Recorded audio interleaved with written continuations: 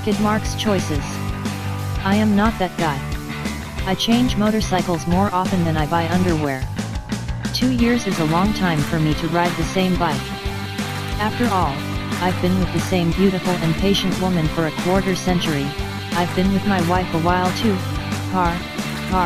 So why not buy a new bike every season or two? I seldom buy new, so there's little loss with each transaction, and I get to experience different engineering, new rider communities and fresh aggravations each time I switch.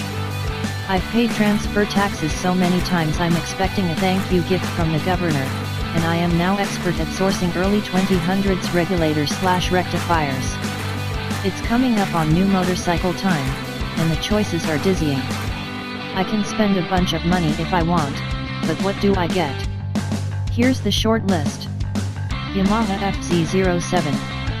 I could go on and on about what an awesome value the FZ07 is, how comfortable it is on long rides for a bike this size, how light it is, but the real reason I want one is because I made the rear wheel hop going into downhill turns on an FZ07 when I rode it for a MO shootout, and it made me feel like a champ.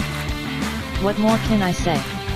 Life is short and I don't ride as much as I should, so shouldn't every trip make me feel like a boss?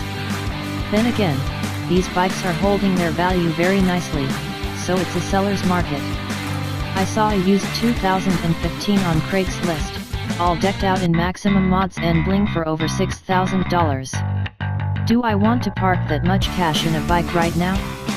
For something I sometimes only swing a leg over once a week?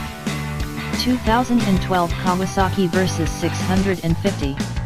Ironically, I just bought one of these. My goal is to start a motorcycle rental business, and this is kind of my test mule.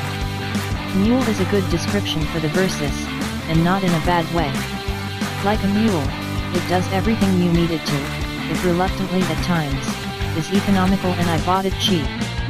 I hadn't ridden one for almost 10 years, and I'm once again in love with its handling and flexibility. 2016 Suzuki GSX-S 1000. You may remember my dollars per power column, where the GSX-S came in as the undisputed champ, with the best dollar per power ratio of any new motorcycle. 2017 Kawasaki Z900.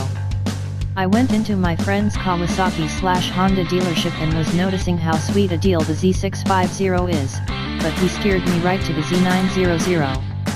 That thing is a killer deal indeed, and he can jam the price down even further.